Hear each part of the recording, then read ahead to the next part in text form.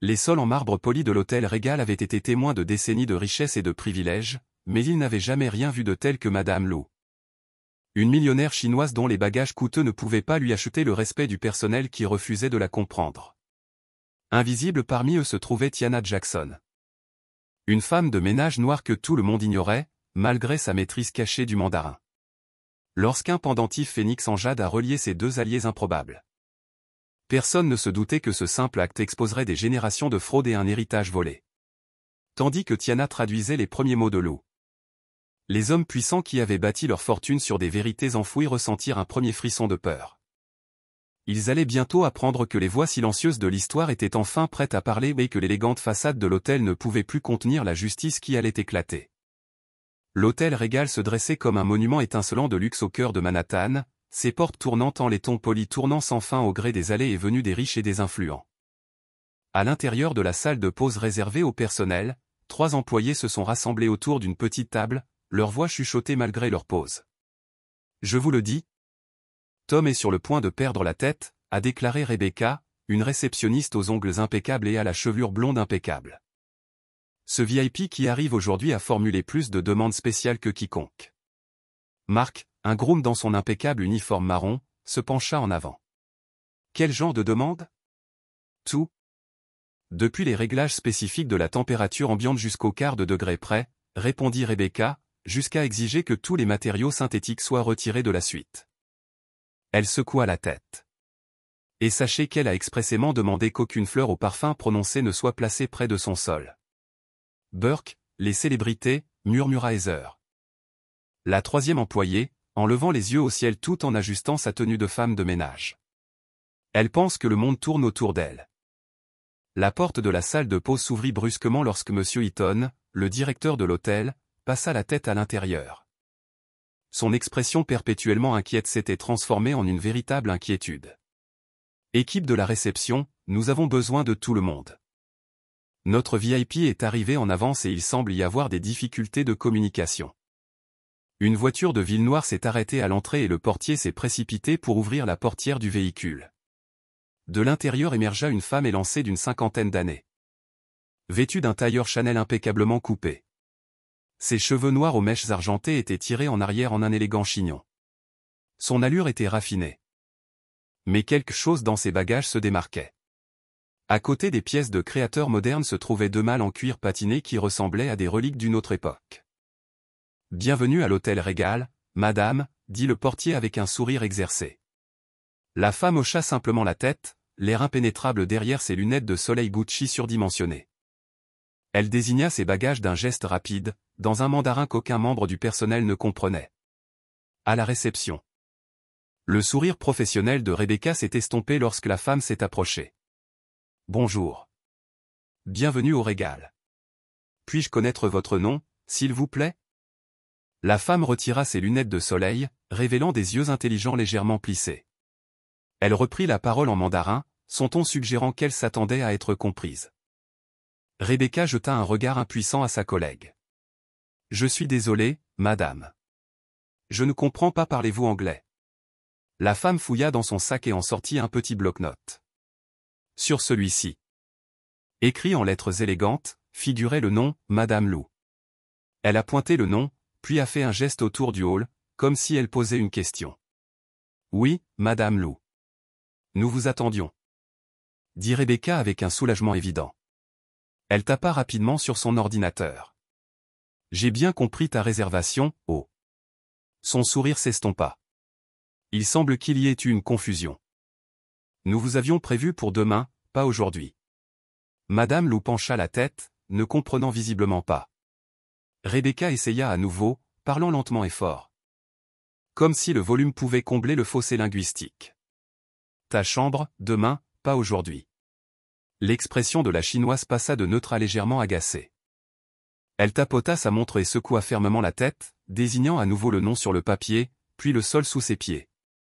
Elle dit qu'elle est censée être là aujourd'hui, murmura Mark inutilement.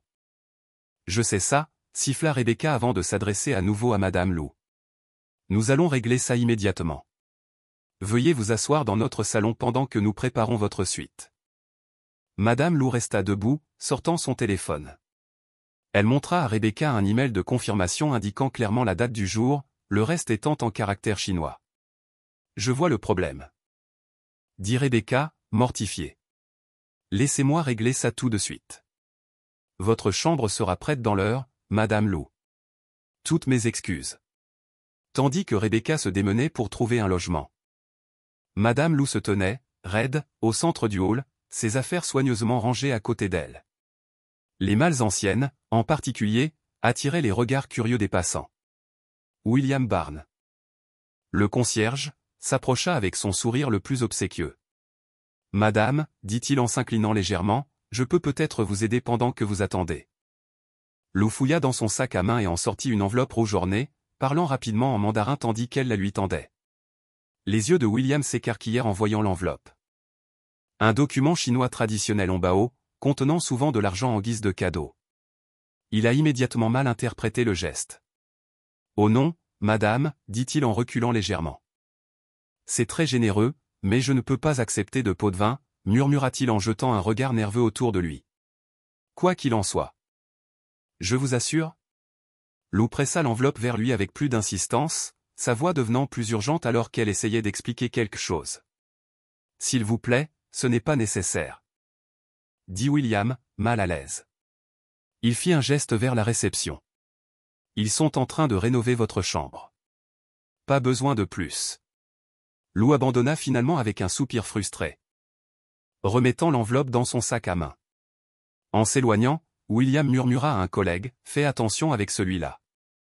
Il a essayé de me glisser de l'argent en plein milieu du hall. » Vers le milieu de l'après-midi, le hall s'était rempli de nouveaux invités et Madame Lou était devenue une sorte de spectacle. Elle était assise seule dans le salon de thé. Le dos droit comme une tige, essayant parfois de communiquer avec les membres du personnel qui souriaient invariablement, hochait la tête et trouvait rapidement des raisons d'être ailleurs. Deux femmes en tenue de plage de créateurs étaient assises à proximité, leur voix portant juste assez pour être entendue. « Cette pauvre femme semble si confuse, » dit la première. Une rousse avec un bracelet de tennis qui captait la lumière à chaque geste. « C'est probablement la première fois qu'elle quitte la Chine, » répondit son ami avec un geste dédaigneux. « Tu sais à quel point ils peuvent être protégés. Tout cet argent et aucune idée de comment se comporter dans la vraie vie. Tu crois qu'elle est propriétaire d'usine? Ou mariée à un responsable du Parti communiste? Qui sait? Ils se sont tous enrichis du jour au lendemain, sans qu'on les surveille. Ils ne savent probablement même plus utiliser une vraie fourchette. Ils ricanèrent derrière leurs mains manucurées, sans prendre la peine de baisser la voix. Madame Lou était assise stoïquement. Son expression ne révélant rien, qu'elle comprenne ou non leur cruauté. De l'autre côté du hall, Tiana Jackson ajustait son uniforme de femme de ménage et poussait son chariot vers l'ascenseur. À 28 ans, elle se déplaçait avec une efficacité tranquille, ses cheveux noirs tirés en arrière en un simple chignon, son uniforme repassé et impeccable. Contrairement à certains de ses collègues. Tiana s'engageait rarement dans les commérages du lieu de travail, préférant accomplir ses tâches avec un minimum d'agitation. Elle marqua une pause en remarquant l'agitation autour de l'invitée chinoise. Quelque chose dans l'isolement digne de cette femme la toucha. Elle a reconnu la barrière de la langue.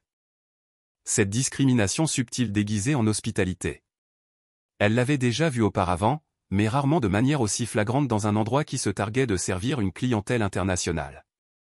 Tandis qu'elle regardait, Madame Lou se leva brusquement et s'approcha à nouveau de la réception, ses mouvements trahissant une anxiété croissante. Elle tendit son téléphone. Pointa du doigt avec urgence quelque chose sur l'écran, puis fit un geste vers la rue. Eaton avait rejoint le personnel de la réception à ce moment-là. Sa patience à fleur de peau s'amenuisant visiblement. « Madame, si vous avez besoin d'un taxi, nous pouvons vous en appeler un. »« C'est bien ce qu'il vous faut. »« Un taxi » mit-il en conduisant une voiture avec des mouvements exagérés. Lou secoua la tête avec insistance, sortant quelques documents de son sac à main. Elle les étala sur le comptoir. Tapant sur l'un d'eux à plusieurs reprises et parlant avec une urgence croissante. « Je pense qu'elle a besoin d'aller quelque part, » suggéra Rebecca. « Un rendez-vous, peut-être ? Devrions-nous appeler un service d'interprétation ?» a demandé Mark. Monsieur Eaton regarda sa montre. Le service nécessite un préavis de 2 heures et est facturé à l'heure. Voyons si nous pouvons d'abord régler ce problème nous-mêmes. Ses yeux se plissèrent tandis qu'il observait l'invité agité. Pour autant qu'on sache, elle pourrait être désorientée. Certains de ces riches étrangers arrivent en Amérique sans aucune préparation. Tiana fronça les sourcils face à son ton dédaigneux, mais continua de pousser son chariot vers l'ascenseur. Ce n'était pas à elle d'intervenir. 1 heure plus tard, Madame Lou était assise dans l'un des fauteuils moelleux du hall, essayant de passer un appel téléphonique. Ses doigts tremblaient légèrement tandis qu'elle composait le numéro, mais après une brève conversation, son visage s'est décomposé. Elle essaya un autre numéro, puis un autre. Chaque tentative se terminant par une déception visible. Se levant brusquement, elle traversa le hall en direction du bureau du concierge, ses pas précipités. Alors qu'elle bougeait. Quelque chose de petit tomba de la poche de sa veste, atterrissant silencieusement sur l'épais tapis. Elle ne remarqua rien et continua son chemin. Concentrée sur la communication de son besoin urgent.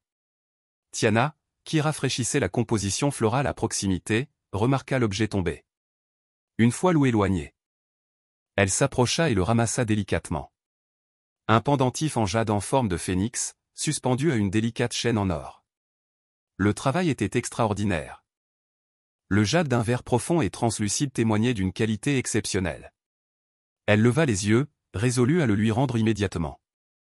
Mais Madame Lou était déjà engagée dans une nouvelle tentative frustrante de communication avec William. Plutôt que de l'interrompre, Tiana glissa le pendentif dans sa poche. Résolue à le lui rendre à un moment plus opportun.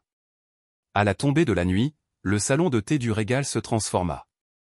Une douce lumière baignait la pièce de chaleur. Et les douces notes d'un pianiste résonnaient dans l'air. La plupart des invités étaient partis dîner ou se divertir, mais Madame Lou restait seule, assise à une table d'angle. Tiana, finissant son service, s'arrêta à l'entrée. La Chinoise était assise dans une posture parfaite, une tasse de thé refroidissant devant elle, le regard fixé sur l'horizon qui s'assombrissait. La scène était profondément triste. Cette femme élégante, visiblement riche, isolée par le langage et de subtils préjugés, dans un hôtel qui se targuait d'un service de classe mondiale.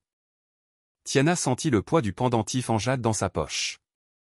Elle referma ses doigts dessus, sentant les contours lisses et les arêtes vives des ailes du phénix.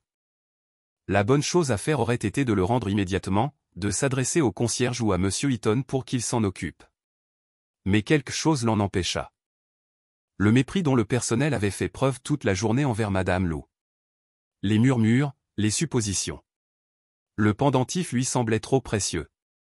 Trop personnel pour être confié à des personnes qui lui avaient fait preuve de si peu de respect. Tiana regarda Lou s'essuyer les yeux avec un mouchoir en soie. Un instant de vulnérabilité où elle pensait que personne ne la regardait. Ce qui l'avait amené au Régal était clairement important, peut-être même urgent. Et personne n'avait pris la peine de l'aider véritablement. Le phénix de jade serré dans sa main, Tiana prit une décision. Elle fit un premier pas vers la silhouette solitaire près de la fenêtre. Le salon de thé était silencieux, à l'exception du léger tintement du piano et du tintement occasionnel des tasses en porcelaine. Tiana s'approcha de la table de Madame Lou d'un pas mesuré. Le cœur battant plus vite qu'elle ne voulait l'admettre. Des années de formation hôtelière lui avaient appris le service invisible, faire son travail sans se faire remarquer. Mais maintenant, elle se mettait délibérément sous les projecteurs. Lou ne leva les yeux que lorsque Tiana se tint juste devant sa table. Lorsqu'elle le fit, son expression exprimait un désintérêt poli. Celui qu'on réserve au personnel de service censé faire semblant et disparaître. Tiana prit une profonde inspiration, ouvrit sa paume pour révéler le pendentif en jade, puis, dans un mandarin parfait, dit « NN de Lianzi. Est-ce à vous, Madame Lou ?» La transformation du visage de Lou fut immédiate. Le choc, l'incrédulité. Puis un flot d'émotions brutes traversèrent son sang-froid comme un éclair à travers les nuages. Ses mains tremblantes, non pas vers le pendentif, mais vers les poignets de Tiana. Les saisissant avec une force surprenante. « Nua, tu parles chinois. » La voix de Lou n'était qu'un murmure, comme si elle craignait que l'instant ne s'évanouisse. Tiana hocha la tête et adopta un ton plus formel. W. Bijin Hugo Lin. J'ai vécu à Pékin pendant 2 ans. Les yeux de Lou se remplirent de larmes. Elle tira Tiana sur le siège en face d'elle, les mains toujours serrées. Les mots jaillirent en mandarin, si vite que Tiana dut se concentrer intensément pour les suivre. Dieu merci. J'ai essayé d'expliquer toute la journée. Mon téléphone ne fonctionne pas ici. Les documents que j'ai apportés sont contestés, et j'ai un rendez-vous urgent demain matin que personne ne comprend. Je commençais à croire que j'avais fait une terrible erreur en venant ici. Tiana sourit doucement et lui tendit le pendentif. Je l'ai trouvé par terre tout à l'heure. J'ai pensé que ça pourrait être important pour toi. Lou accepta le phénix avec révérence et l'attacha immédiatement autour de son cou. Il est plus précieux que tu ne peux l'imaginer. Merci. Elle étudia le visage de Tiana avec un intérêt nouveau. Comment t'appelles-tu?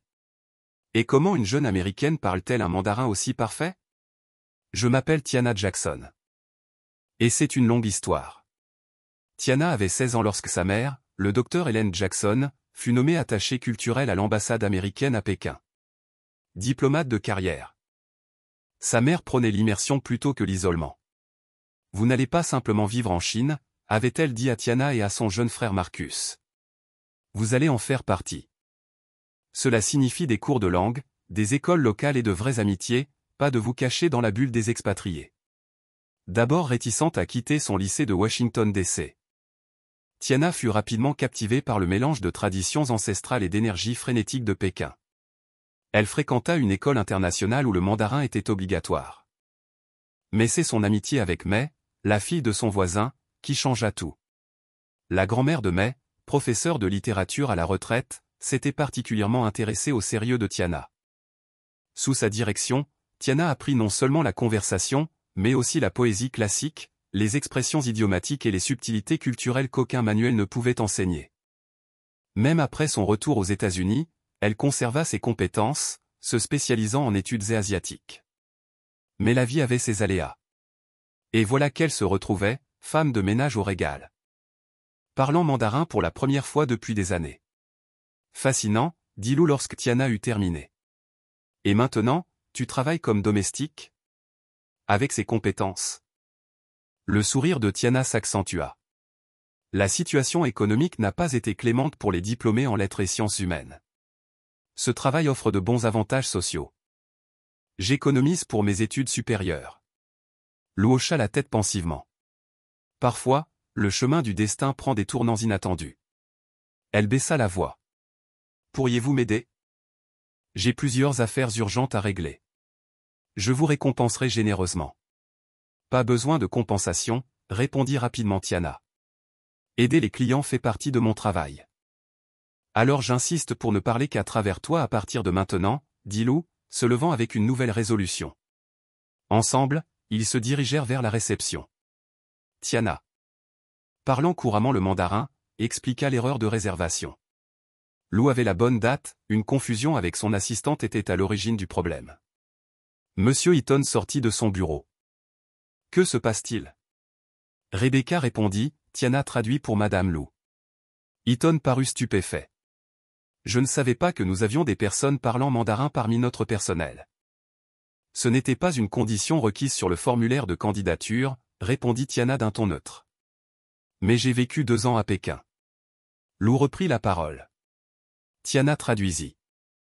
Elle apprécierait un enregistrement accéléré et doit envoyer des fax urgents. Bien sûr, dit Eaton, adoptant aussitôt une attitude cordiale et efficace. Rebecca, prépare la suite Magnolia. William, gère les bagages. Jackson, tu es réaffecté pour assister directement Madame Lou pendant son séjour. Tiana hocha la tête, gardant son professionnalisme tandis que ses collègues la fixaient. La nouvelle se répandit rapidement. La discrète gouvernante noire parlait couramment le chinois et était désormais l'intermédiaire privilégié d'un VIP. Dans la salle de repos, les murmures fusaient. Comme c'est pratique, ricana Heather. Elle a probablement mis ça en scène pour échapper à la corvée des toilettes. Laisse tomber, dit Marc. Tu es juste jaloux qu'Eaton ne t'ait jamais proposé de travailler avec des personnalités. Je ne suis pas jalouse, rétorqua Heather. C'est juste bizarre. Elle n'a jamais mentionné parler chinois. Et cette femme ne veut plus parler à personne. On dirait qu'elles font partie d'un club secret. Rebecca prit enfin la parole. Tu sais ce qui est bizarre? Aucun de nous n'a vraiment aidé cette femme. On a juste continué à parler plus fort, comme si elle était stupide. Tiana est la seule à avoir fait quelque chose de bien. La salle de repos est devenue silencieuse face à cette vérité inconfortable. Dans la suite Magnolia, Madame Lou déballa ses affaires avec l'aide de Tiana. Les malles anciennes révélèrent des vêtements en soie et des colis soigneusement emballés que Lou manipula avec respect. Ces objets sont dans ma famille depuis des générations. Expliqua-t-elle en déballant un petit vase en porcelaine orné de délicats motifs bleus. Je ne pouvais pas les confier aux compagnies maritimes ni aux douanes.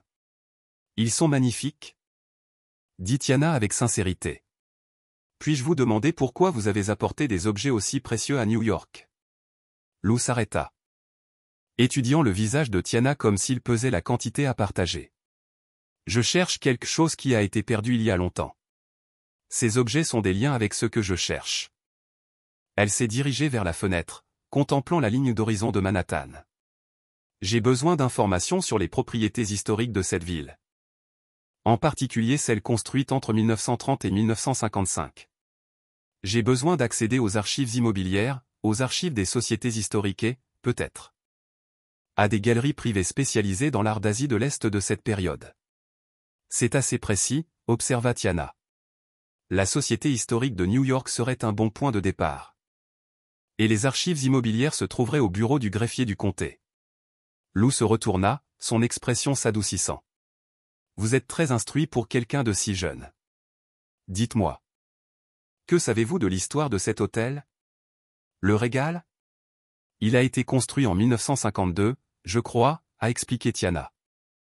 C'était l'un des nombreux hôtels de luxe construits pendant le boom d'après-guerre. Avant cela, je crois que ce quartier comptait d'anciens bâtiments qui ont été démolis pour faire place à de nouveaux projets. Quelque chose brilla dans les yeux de Lou. Oui. Exactement. Les années d'après-guerre ont profondément transformé cette ville. De nombreuses personnes ont perdu leurs droits fonciers pendant cette période de transition. Elle retourna à son déballage. Soudain vive et professionnelle. J'aurai besoin de votre aide pendant plusieurs semaines, si possible. Votre responsable approuverait-il un tel arrangement? Si vous le demandez expressément. Je suis sûr qu'il le fera, répondit Tiana. Monsieur Eaton est très arrangeant avec ses invités de marque. Lou sourit d'un air entendu. Oui. J'ai observé sa transformation dès que vous avez commencé à traduire. L'argent parle son propre langage universel, n'est-ce pas? Elle sortit un classeur en cuir d'une des malles et l'ouvrit sur le bureau. Venez voir ça. À l'intérieur se trouvaient des cartes jaunies de Manhattan. Certains pâtés de maisons surlignés à l'encre rouge. Des notes manuscrites en caractères chinois remplissaient les marges. Ainsi que d'étranges symboles ressemblant à des armoiries ou des sceaux familiaux. Qu'est-ce que c'est? Demanda Tiana en étudiant les étranges marques. Des cartes pour retrouver un souvenir volé, dit Lou doucement. Et des indices pour retrouver ma sœur. Ta sœur a disparu? Pas ma sœur biologique, une sorte de jumelle. Lou toucha le phénix épinglé à sa gorge. Ce n'est que la moitié d'une paire. Je cherche son équivalent et la vérité qui a été enterrée avec lui il y a près de 70 ans. Un coup à la porte les interrompit. Tiana l'ouvrit et trouva Monsieur Eaton. Son sourire se crispa. Jackson, un mot, s'il te plaît. Dans le couloir? Son sourire disparut dès qu'ils sortirent. Qu'est-ce que tu penses faire exactement? J'aide notre invité, monsieur. Comme vous me l'avez demandé. L'aider, répéta-t-il. Oui. Pas passer des heures dans sa suite à consulter des documents privés. Sa voix se réduisit à un sifflement. Vous êtes femme de ménage, pas concierge ni secrétaire particulière. Finissez de l'aider à déballer, puis retournez à vos occupations habituelles. J'ai fait venir un traducteur professionnel demain matin. Tiana garda son expression neutre. Bien sûr, monsieur. J'informerai Madame Lou. Lorsqu'elle a relayé cette information, la réaction de Lou a été immédiate et féroce. Absolument pas. Je ne travaillerai pas avec un inconnu. Vous comprenez mes besoins et j'ai confiance en vous. Elle s'est dirigée vers le téléphone de l'hôtel. Veuillez traduire exactement ce que je dis à votre responsable. 20 minutes plus tard. 1M. Eaton au visage rouge a informé Tiana qu'elle serait affectée exclusivement à Madame Lou pendant toute la durée de son séjour, bien qu'il ait ajouté avec insistance que ses tâches habituelles l'attendent. Une fois la mission terminée. Le lendemain matin, malgré les efforts de Monsieur Eaton, le traducteur arrivé à la suite Magnolia fut rapidement et sans ménagement renvoyé par Lou, qui refusa de lui adresser la parole. « Je m'excuse pour la gêne occasionnée, » dit Tiana à l'homme déconcerté en l'escortant dehors. Mais Madame Lou est très exigeante quant aux personnes avec lesquelles elle travaille. Une fois seule, Lou fit signe à Tiana de s'asseoir en face d'elle, à l'élégant bureau de la suite.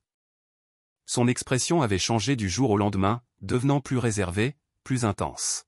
« Je n'ai pas été tout à fait honnête avec toi, Tiana, dit-elle doucement. Je ne suis pas seulement riche. Je suis ici sous un déguisement. Mon nom de famille n'est pas vraiment Lou, même s'il me convient pour l'instant.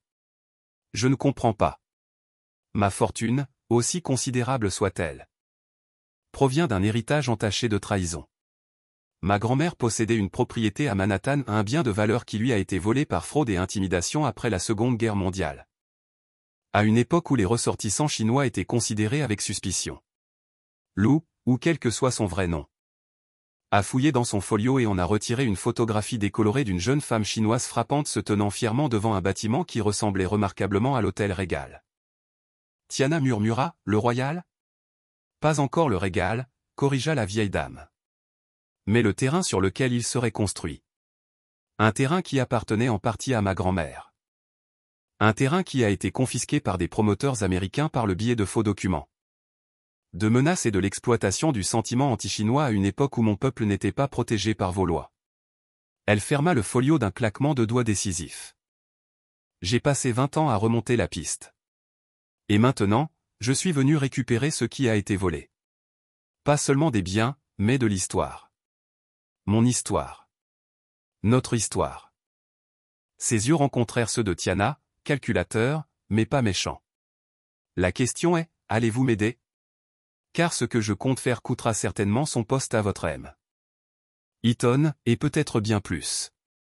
Tiana repensa aux murmures dans la salle de pause, au racisme banal, aux suppositions.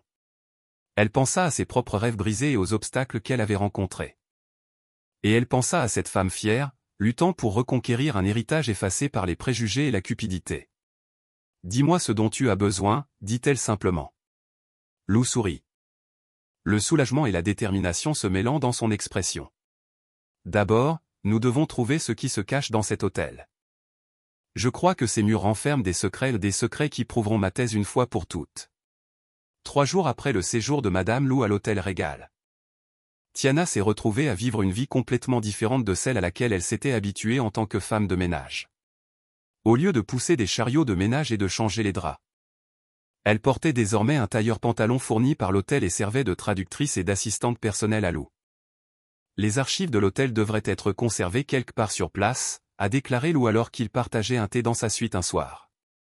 La pièce s'était transformée en une sorte de centre de commandement, avec des cartes et des documents éparpillés sur toutes les surfaces.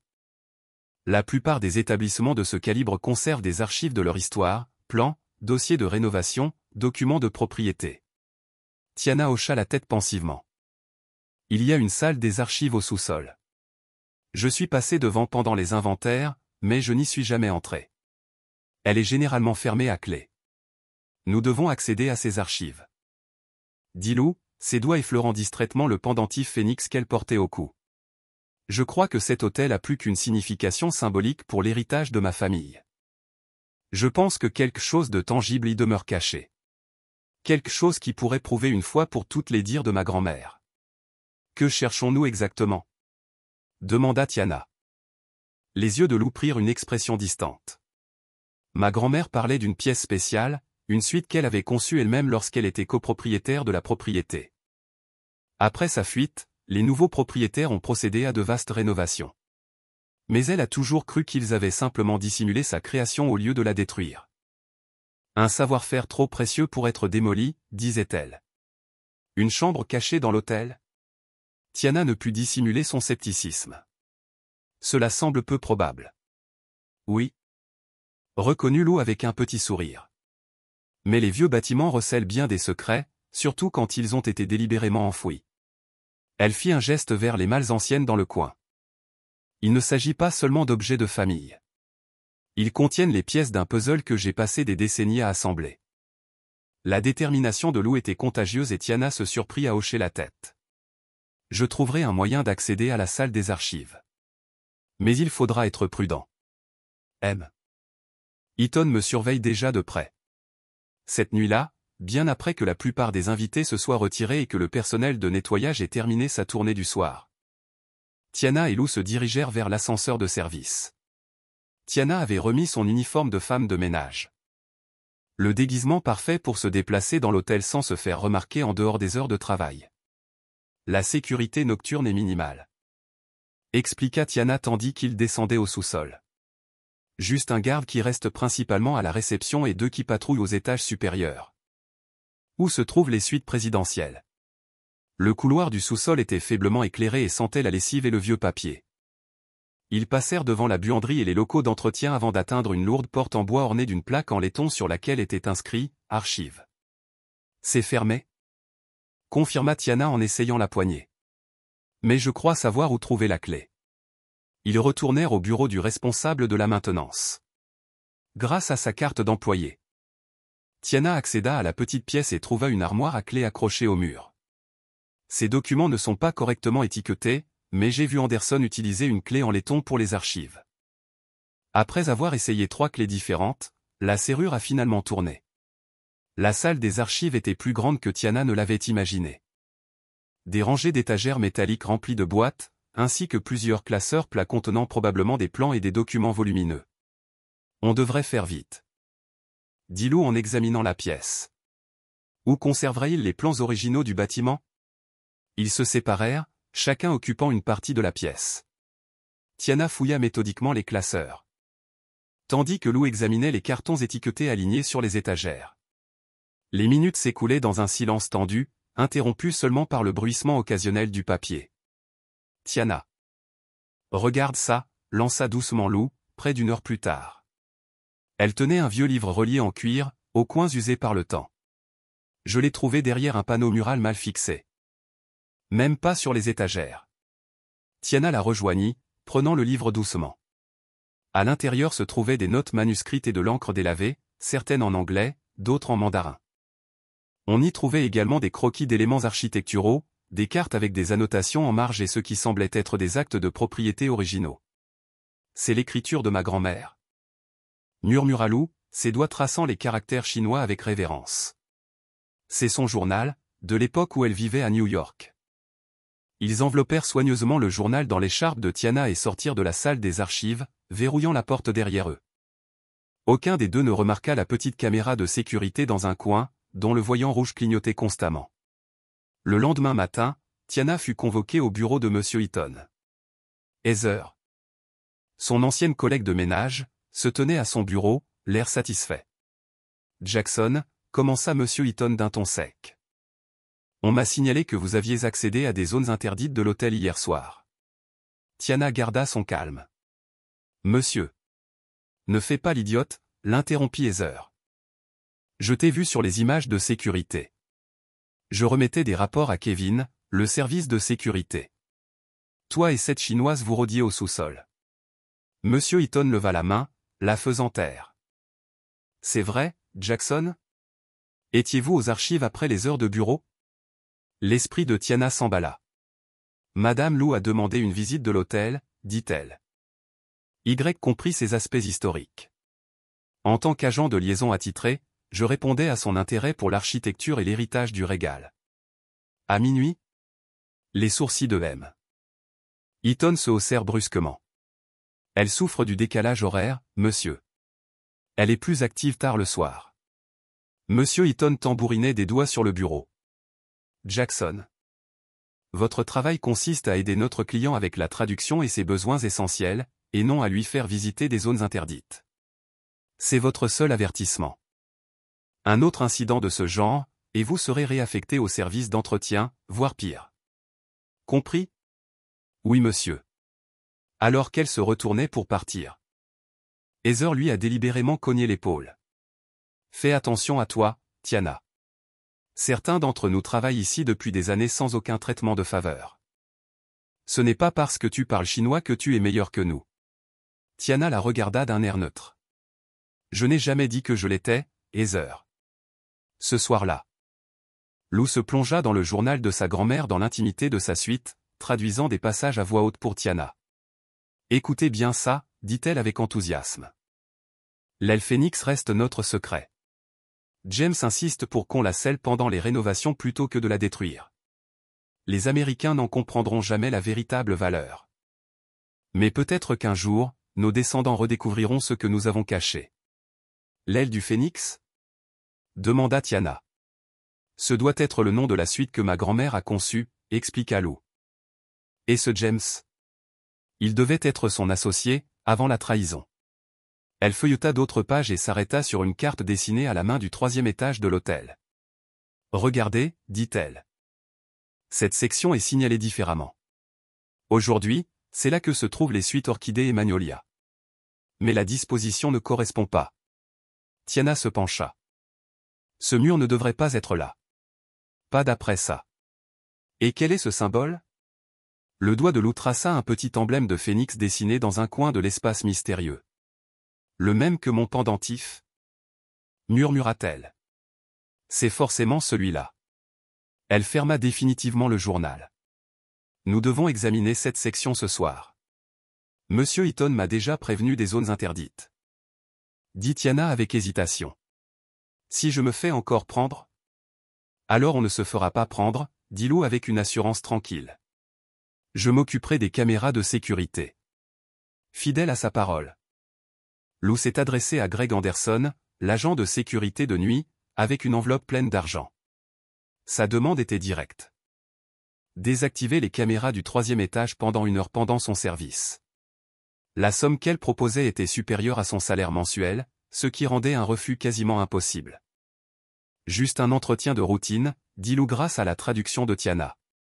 Des effets personnels que je dois récupérer, sans papier. Greg empocha l'enveloppe sans protester. Le système tombe parfois en panne pour les mises à jour. Je n'y peux rien. À 2 heures du matin, Tiana et Lou se sont faufilés hors de la suite Magnolia et ont pénétré dans le couloir. Selon le journal, on accédait à l'aile fermée par ce qui était désormais une alcôve décorative abritant un grand vase chinois ou l'une des rares touches de design asiatique dans cet hôtel pourtant de style occidental. Les proportions sont mauvaises, murmura Lou en passant ses doigts dans l'alcôve.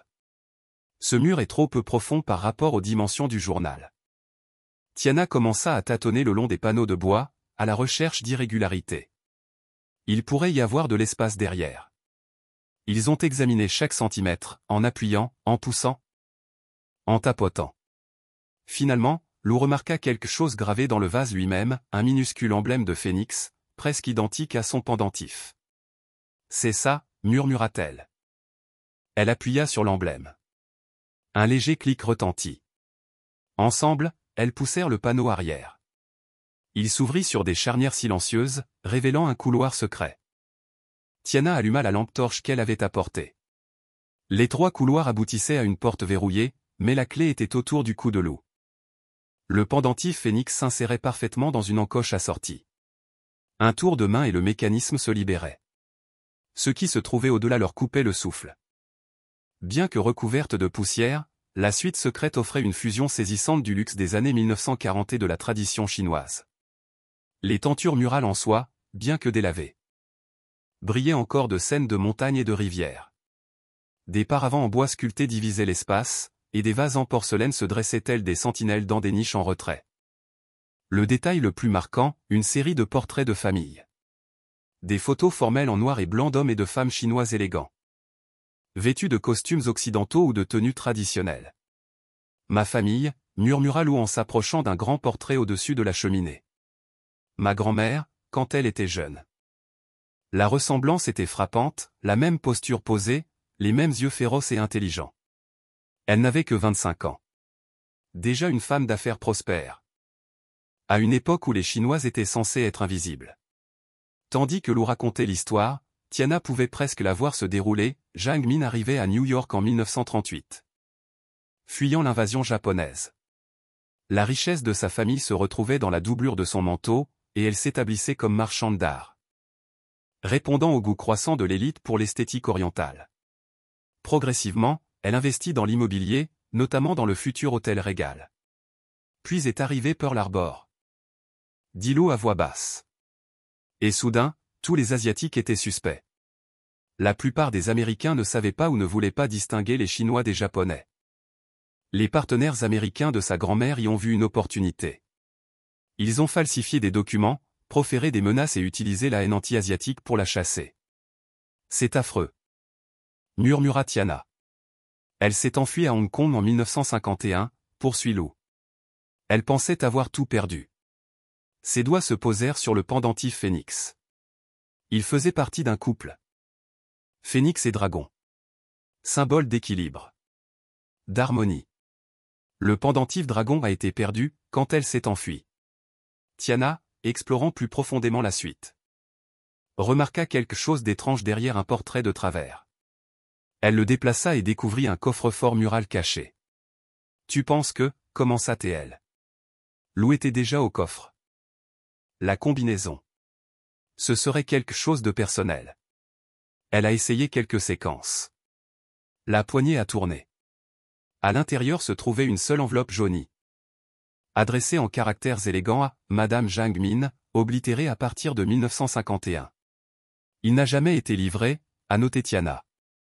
Lou l'ouvrit, les mains tremblantes. À l'intérieur se trouvait une lettre en anglais et une enveloppe plus petite.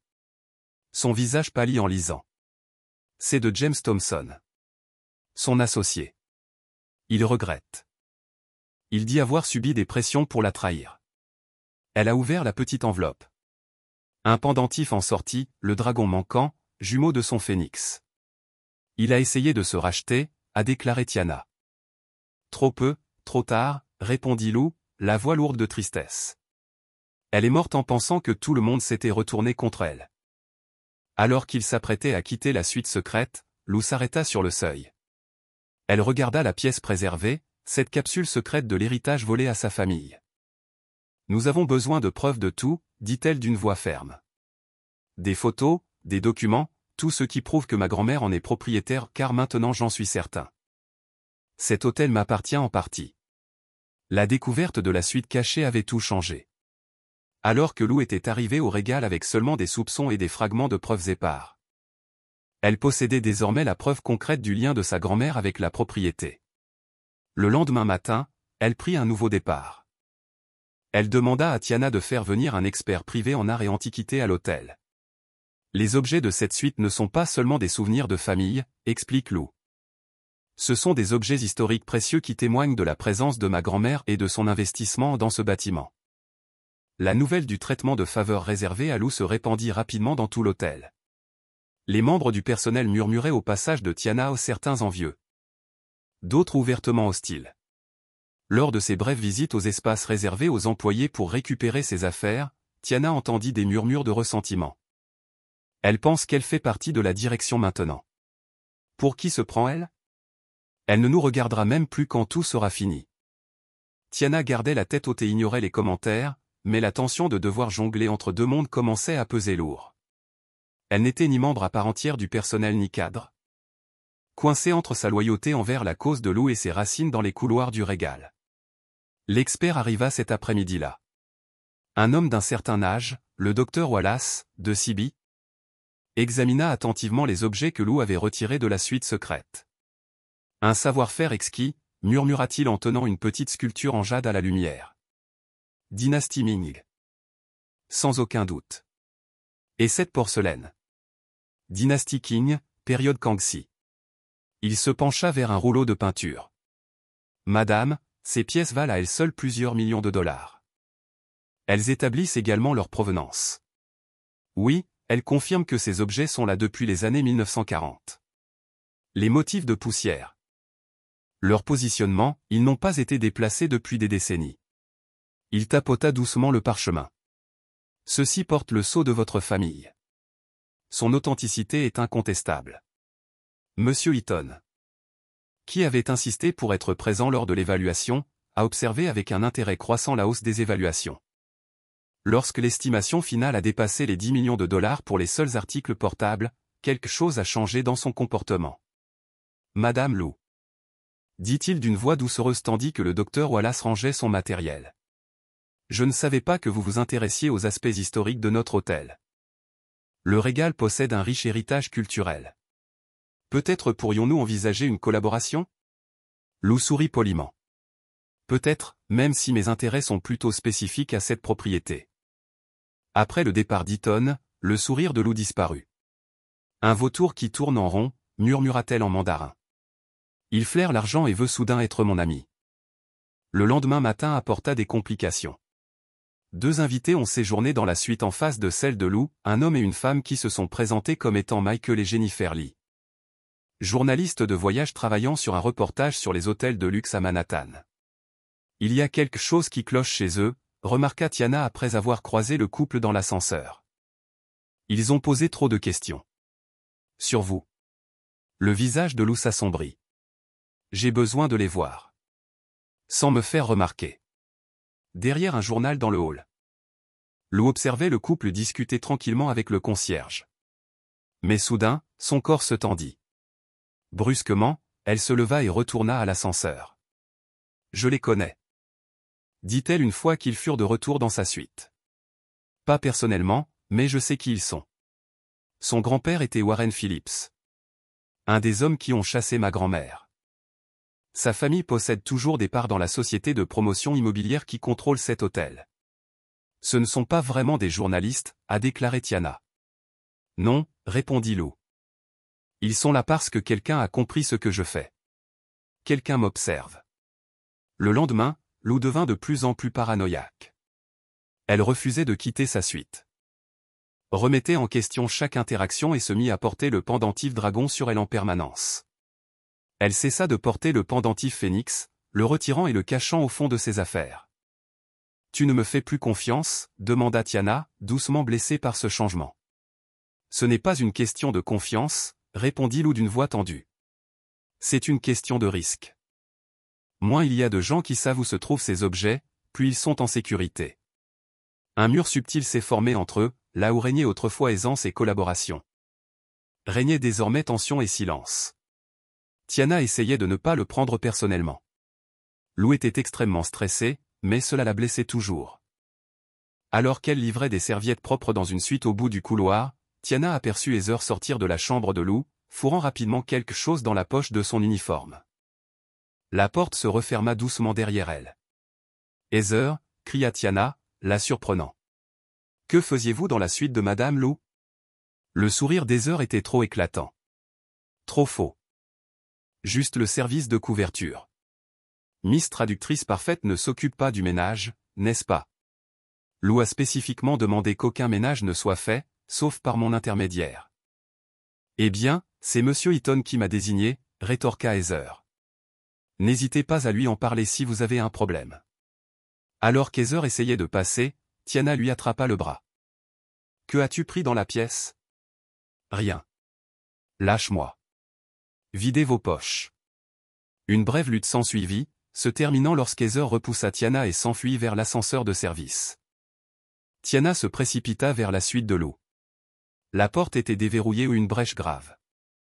À l'intérieur, tout semblait en ordre, mais Tiana connaissait le système de classement de Lou par cœur. Une vérification rapide confirma sa pire crainte, une note traduite concernant la suite secrète avait disparu. 20 minutes plus tard, elle trouva Heather dans la buanderie. Vous avez volé un document dans la chambre de Madame Lou, l'accusa-t-elle. Qui vous a poussé à faire ça? Le défi d'Heather fondit sous le regard inébranlable de Tiana. Ce n'était pas mon idée. Ce journaliste, Monsieur Lee, m'a proposé $500 pour trouver un document en chinois. Il m'a dit que c'était pour un article culturel. La voix de Tiana était glaciale. Tu as donné des documents privés à un inconnu. Ils ne t'appartiennent pas. Ce n'était qu'une page. Et ce sont des journalistes. Où est le mal?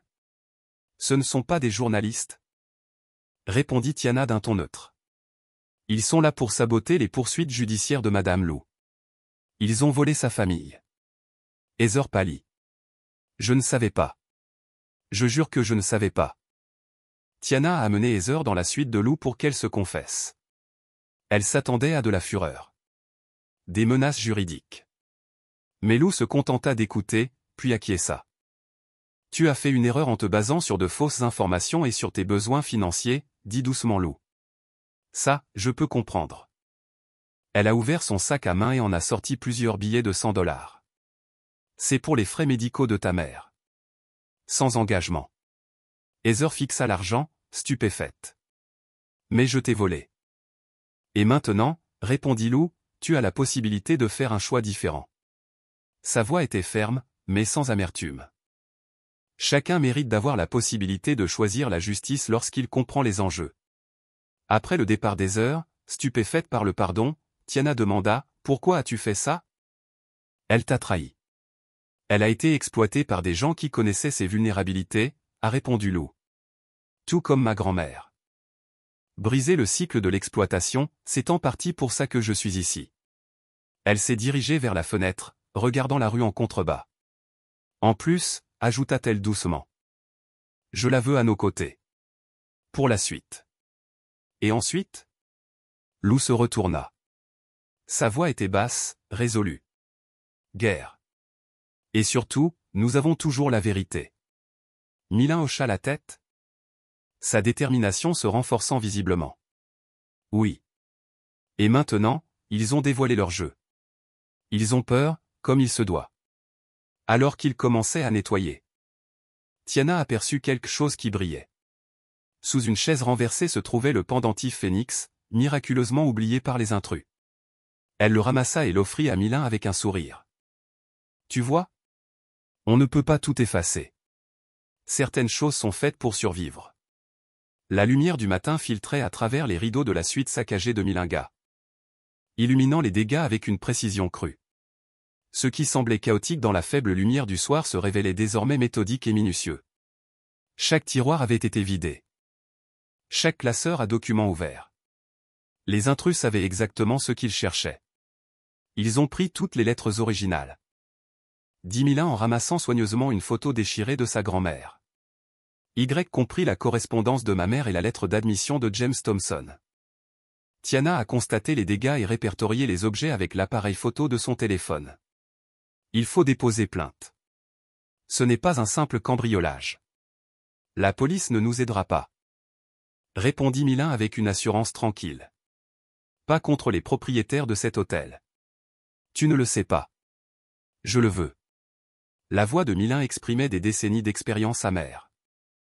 Ma famille a recours à la justice pendant 3 générations. Des documents disparaissent mystérieusement des dossiers judiciaires. Des juges se récusent subitement. Des rapports de police sont égarés. Le système a été conçu pour protéger des gens comme les Eaton et les Phillips, pas des gens comme ma grand-mère. Avant que Tiana puisse protester davantage. Son téléphone vibra, un SMS de la réception lui parvint. Monsieur Eaton voulait les voir immédiatement au sujet du cambriolage. Le rire de Milin était creux. Bien sûr qu'il le veut. Il veut évaluer les preuves qu'il nous reste. Dans son bureau lambrissé, Monsieur Eaton exprimait une inquiétude répétée tandis que son regard restait calculateur et froid. C'est sans précédent dans l'histoire du Régal, dit-il en secouant la tête. Je vous assure que nous prenons cette faille de sécurité très au sérieux. Sérieusement ? Vraiment ? Demanda Milin d'une voix faussement douce. Alors, peut-être pourriez-vous m'expliquer pourquoi les images de surveillance de cette période ont été effacées comme par hasard ? Le sourire d'Eaton s'accentua. Un dysfonctionnement technique regrettable. Notre équipe informatique mène l'enquête. Et ton gardien de nuit, ajouta Tiana. Celui qui nous a aidés tout à l'heure a disparu. Jackson, cette conversation ne te concerne pas, rétorqua Eaton avant de se lisser les traits. Kevin Peterson a démissionné hier. Pour raisons personnelles. Maintenant, madame. Joe, c'est ça ? Non. Lou. Milin inclina légèrement la tête, reconnaissant l'oubli de son vrai nom. J'ai cru comprendre que des documents avaient été volés, poursuivit Eaton. Si vous pouviez les décrire, nous pourrions peut-être identifier des motivations potentielles. Correspondance familiale, répondit vaguement Mile. Des objets sentimentaux, principalement. Je vois. Eaton se renversa en arrière, les doigts croisés. Eh bien. Ce sont des choses qui arrivent parfois. Des malentendus entre clients. Peut-être que quelqu'un a pris votre chambre pour la sienne en état d'ébriété. Ma porte était verrouillée avec une carte clé, a souligné Mile. Et rien de valeur monétaire n'a été volé, seulement quelques papiers. Eaton écarta les mains. Nous allons poursuivre l'enquête, bien sûr. En attendant, nous serions ravis de vous installer dans notre suite présidentielle sans frais supplémentaires. Ce ne sera pas nécessaire. Je préfère rester où je suis. Comme vous voulez. Le sourire d'Eaton n'atteignit pas ses yeux. N'hésitez pas à nous faire savoir si nous pouvons faire quoi que ce soit d'autre pour améliorer votre sécurité. En quittant le bureau d'Eaton, Tiana ressentit un frisson qui n'avait rien à voir avec la climatisation. Il sait qui vous êtes et pourquoi vous êtes ici. Bien sûr qu'il le sait, répondit Milin. Le cambriolage n'avait pas pour but de m'arrêter. Il visait à m'intimider, à me montrer qu'ils peuvent me joindre n'importe où dans cet hôtel. Prendre tout ce qu'ils veulent. On devrait partir, dit Tiana d'un ton pressant. Trouve une chambre ailleurs. Un endroit sûr. Et abandonner la suite cachée? Les preuves matérielles qui corroborent mes dires? Milin secoua fermement la tête. C'est exactement ce qu'ils veulent. De retour dans la suite, ils entamèrent le minutieux travail de nettoyage, de documentation et d'inventaire de ce qui manquait. Tiana insista pour tout photographier, les dégâts, les documents restants, les espaces vides où se trouvaient des preuves cruciales. Je ne comprends pas pourquoi ils n'ont pas détruit la suite secrète elle-même, dit Tiana tandis qu'ils travaillaient. S'ils sont au courant, pourquoi l'ont-ils laissée intacte? Parce que cela fait partie de la structure du bâtiment, a expliqué Milin. Le détruire nécessiterait des permis de construire. Des entrepreneurs ont des questions auxquelles ils refusent de répondre. Mais ils peuvent prétendre que les documents ont été volés par de simples voleurs. Un coup à la porte les interrompit. Tiana l'ouvrit prudemment et trouva le gardien de nuit, Kevin Peterson, debout là, l'air nerveux. « Je ne devrais pas être là, dit-il à voix basse en jetant un coup d'œil par-dessus son épaule. Mais je ne pouvais pas disparaître sans te prévenir. Tiana le fit entrer rapidement. Le jeune homme était pâle, avec des cernes sous les yeux suggérant qu'il n'avait pas dormi. Ils m'ont viré hier, a-t-il expliqué. Ils ont dit que j'avais enfreint les protocoles de sécurité. Mais avant de partir, j'ai surpris Eaton au téléphone avec quelqu'un. Il parlait de contenir la situation de Zhao et d'éliminer les éléments problématiques. Il parlait de nous, dit calmement Milin. Kevin hocha la tête. Je crois. Écoute, j'ai besoin de ce travail, mais pas au point de participer à ce qu'ils font. Il y a quelque chose qui cloche. As-tu vu qui s'est introduit dans la suite? Demanda Tiana. Non, mais j'ai vu ces journalistes Lily discuter avec Eaton dans son bureau après les heures de bureau hier. Ils semblaient familiers. Pas comme des clients avec le directeur. Après le départ de Kevin, qui a décliné l'offre d'argent de Milin, mais a accepté ses remerciements, Tiana s'est tournée vers son employeur avec une détermination renouvelée. Nous devons savoir exactement à quoi nous sommes confrontés. Racontez-moi tout, l'histoire complète. Assise près de la fenêtre donnant sur Central Park, Milin a commencé l'histoire qui avait défini 3 générations de sa famille. Ma grand-mère, Jiang Min, est arrivée aux États-Unis en 1938, fuyant l'invasion japonaise de la Chine. Issue d'une riche famille de Shanghai, elle avait des relations d'affaires internationales, ce qui lui a permis de transférer d'importants actifs à New York avant la chute de Shanghai. Alors que de nombreux immigrants chinois luttaient contre la pauvreté, ma grand-mère avait l'avantage de la richesse, de l'éducation et de relations puissantes. Milin a montré des photos de Tiana, sa grand-mère en vêtements occidentaux élégants, assistant à des vernissages de galeries et à des événements mondains dans le New York d'avant-guerre. Elle a débuté comme marchande d'art, spécialisée dans les antiquités asiatiques pour de riches collectionneurs américains. En 1940, elle s'est lancée dans l'immobilier en achetant plusieurs propriétés à Manhattan, dont le terrain où se dresse aujourd'hui le Regal. Elle avait la vision d'un hôtel de luxe alliant esthétique orientale et occidentale. Une révolution pour l'époque. L'histoire a pris une tournure plus sombre. Après Pearl Harbor en décembre 1941, bien que la Chine fût un allié des États-Unis contre le Japon, le sentiment anti-asiatique s'est développé. Les Américains d'origine chinoise portaient des badges déclarant « Je suis chinois, pas japonais », pour éviter tout harcèlement. Mais cette distinction était souvent oubliée par un public en proie à la paranoïa de la guerre. Ma grand-mère avait 3 associés américains, James Thompson, Warren Phillips et George Eaton.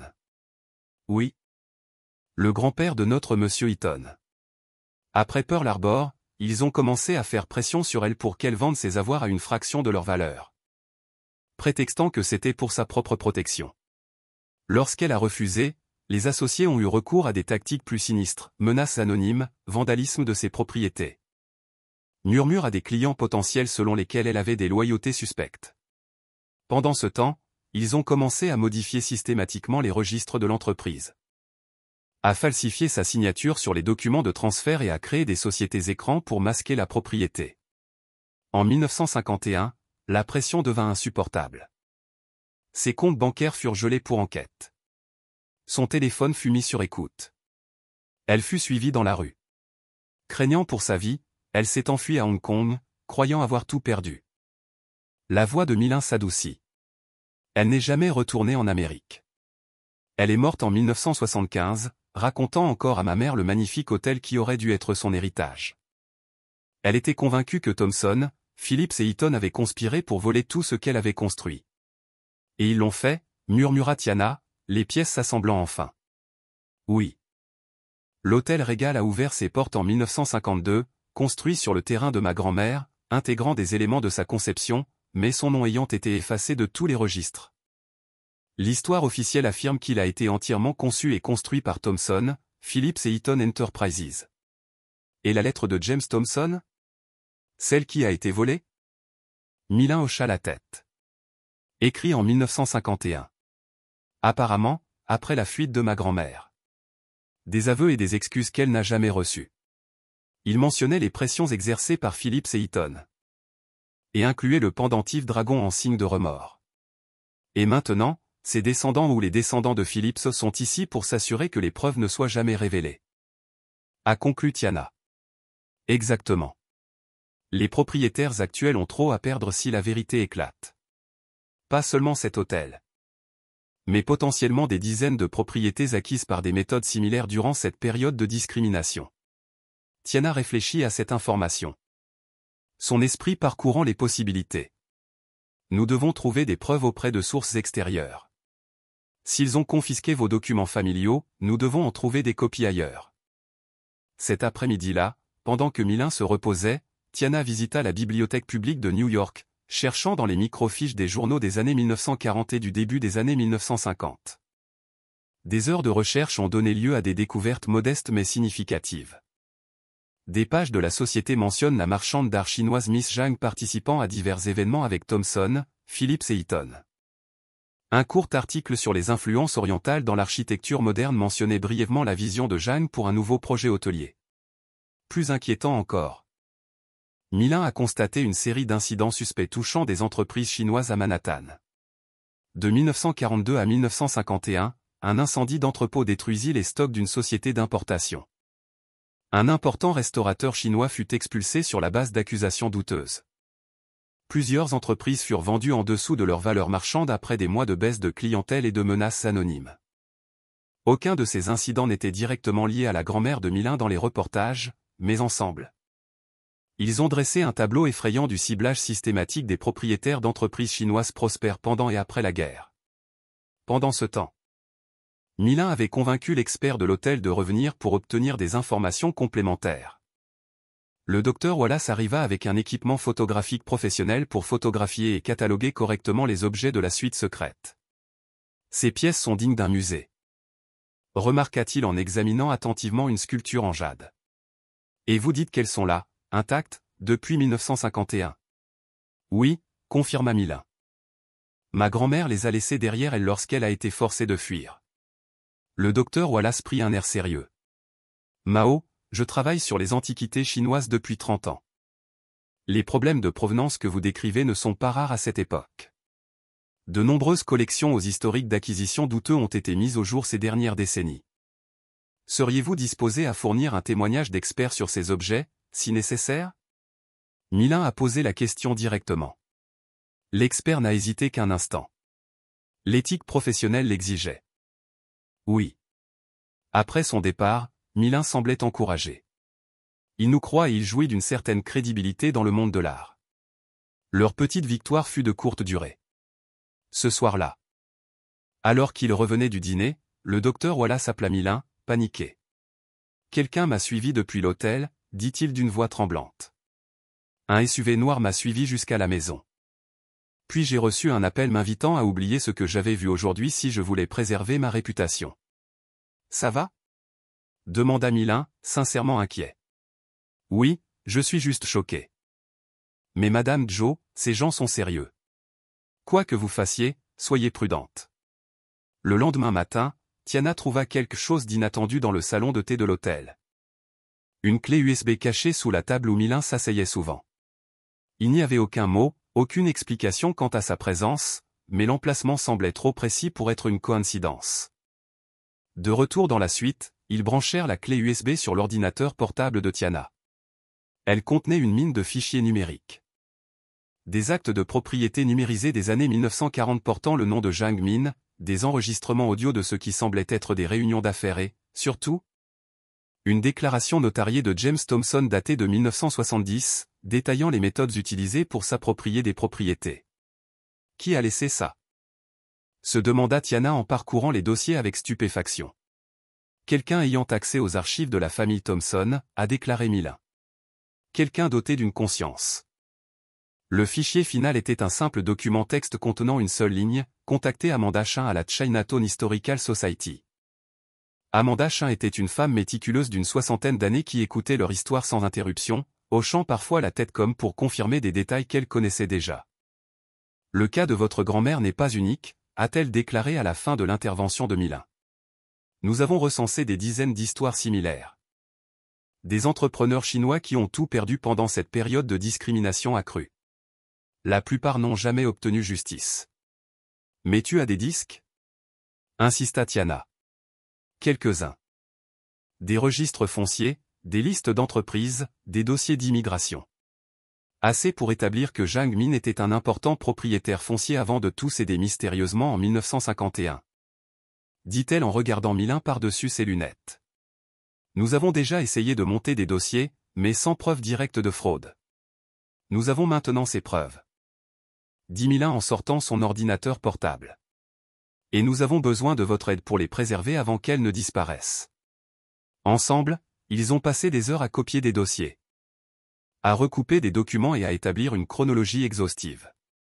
Le soir venu, ils avaient constitué un dossier convaincant documentant le vol systématique des biens de Jiang Min par la fraude, la coercition et l'exploitation des préjugés anti-chinois.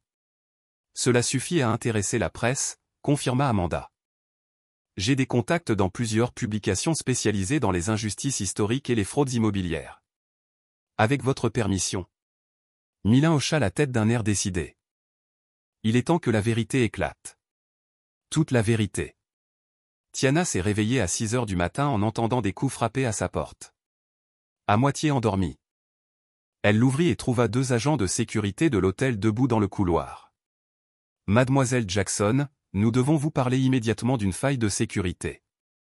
Quelque chose dans leur attitude trop rigide, trop répétée a déclenché des signaux d'alarme. Laisse-moi m'habiller. Je te retrouve en bas. Maintenant, mademoiselle. Les ordres de Monsieur Eaton. Tiana ferma fermement la porte. 5 minutes. Je te retrouve dans le hall. Au lieu de s'habiller, elle a immédiatement appelé Milin, qui a répondu à la première sonnerie, déjà réveillé. Ils sont à ma porte aussi, dit-elle. Ne les laissez pas entrer. Il se passe quelque chose. En regardant par le Judas, Tiana vit les agents de sécurité discuter avec quelqu'un par radio. Puis se glissa par la porte communicante de la salle de bain dans un placard de ménage adjacent, un raccourci qu'elle connaissait de l'époque où elle travaillait dans le personnel de nettoyage. En quelques minutes, elle avait traversé les couloirs de service jusqu'à l'étage de Milin. Milin l'attendait, habillé, un petit sac fait. Ils essaient de nous isoler. A-t-elle déclaré sans préambule. J'ai reçu un appel d'Amanda Chin il y a 10 minutes. La journaliste qu'elle a contactée souhaite nous rencontrer aujourd'hui. Ils s'apprêtent à nous arrêter. Ensemble, ils ont utilisé la clé de Milin pour accéder à la suite cachée, qui était devenue leur sanctuaire au sein de l'hôtel de plus en plus hostile. Une fois à l'intérieur, Milin a récupéré les pendentifs en jade et plusieurs documents clés qu'elle y avait cachés après le cambriolage. Il faut qu'on sorte de l'hôtel, dit Tiana en regardant par une fente de la porte dérobée. Il fouille systématiquement les étages. Pas sans avoir d'abord copié les preuves, insista Milin. Tout ce qui se trouve dans cette pièce prouve mes dires. Si nous partons, ils détruiront tout.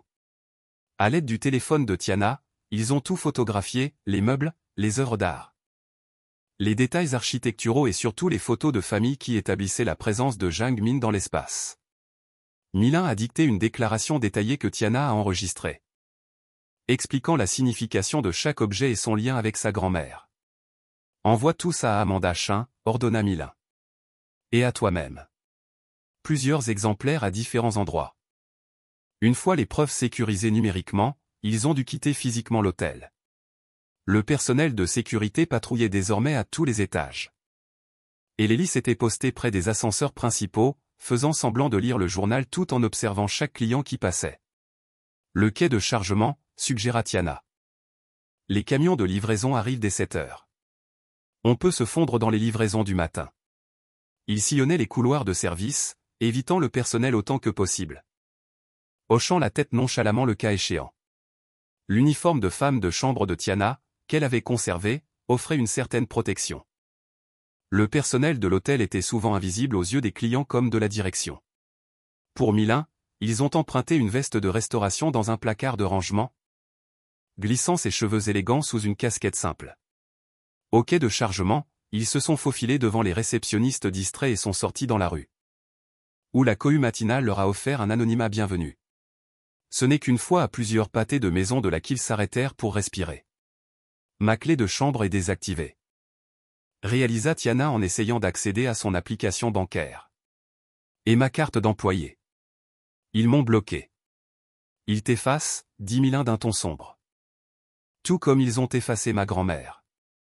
Ils ont pris un taxi jusqu'au poste de police du 20e arrondissement, où Tiana a insisté pour déposer une plainte concernant l'effraction, les documents volés et le comportement menaçant de la sécurité de l'hôtel. Le sergent de bureau écoutait poliment mais semblait sceptique. Ça me semble être un problème interne à l'hôtel, dit-il en prenant des notes à contre-cœur. Surtout si vous êtes salarié. En avez-vous parlé à votre service RH? La direction de l'hôtel est impliquée dans le harcèlement, expliqua Tiana. La frustration grandissante. Il tente de dissimuler les preuves d'une fraude historique. L'expression du sergent indiquait clairement qu'il considérait cela comme dépassant son grade. Ils sont repartis avec un numéro de dossier, mais peu confiants quant à la prise de mesure. À l'extérieur de la gare, Milin a vérifié son téléphone, qui affichait plusieurs appels manqués provenant de numéros inconnus. Ils essaient de nous pister, dit-elle en éteignant l'appareil. Nous devons nous mettre en sécurité en attendant de pouvoir rencontrer le journaliste. Tiana n'hésita que brièvement avant de prendre une décision. L'appartement de ma mère à Harlem. Elle rend visite à mon frère à Chicago cette semaine. Nous y serons en sécurité.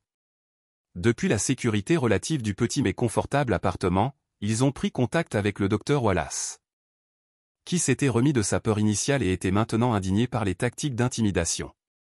Elle ne remarqua rien et continua son chemin, concentrée sur la communication de son besoin urgent. Tiana, qui rafraîchissait la composition florale à proximité, remarqua l'objet tombé. Une fois l'eau éloignée, elle s'approcha et le ramassa délicatement. Un pendentif en jade en forme de phénix était suspendu à une délicate chaîne en or. Le travail était remarquable, le jade d'un vert profond et translucide témoignant d'une qualité exceptionnelle. Elle leva les yeux, résolue à le lui rendre immédiatement. Mais Madame Lou était déjà engagée dans une nouvelle tentative frustrante de communication avec William. Plutôt que de l'interrompre, Tiana glissa le pendentif dans sa poche, résolue à le lui rendre à un moment plus opportun. À la tombée de la nuit, le salon de thé du Régal se transforma sous un éclairage tamisé et les douces notes d'un pianiste. La plupart des invités étaient partis pour dîner ou se divertir, mais Madame Lou restait seule à une table d'angle. Tiana, finissant son service, s'arrêta à l'entrée du salon. La Chinoise était assise dans une posture parfaite. Une tasse de thé refroidissant devant elle, le regard fixé sur l'horizon qui s'assombrissait par la fenêtre. La scène était profondément triste. Cette femme élégante, visiblement riche, isolée par le langage et de subtils préjugés dans un hôtel fier de son service de classe mondiale. Tiana sentit le poids du pendentif en jade dans sa poche. Elle referma ses doigts dessus. sentant ses contours lisses et les arêtes vives des ailes du phénix. La bonne chose à faire aurait été de le rendre immédiatement, de s'adresser au concierge ou à Monsieur Eaton pour qu'il s'en occupe. Mais quelque chose l'en empêcha. Le mépris dont le personnel avait fait preuve toute la journée envers Madame Lou. Les murmures. Les suppositions. Le pendentif lui semblait trop précieux. Trop personnel, pour être confié à des personnes qui lui avaient fait preuve de si peu de respect. Tiana regarda Lou s'essuyer les yeux avec un mouchoir en soie. Un instant de vulnérabilité où elle pensait que personne ne la regardait. Ce qui avait amené cette femme au régal était clairement important, peut-être même urgent. Et personne n'avait pris la peine de l'aider véritablement.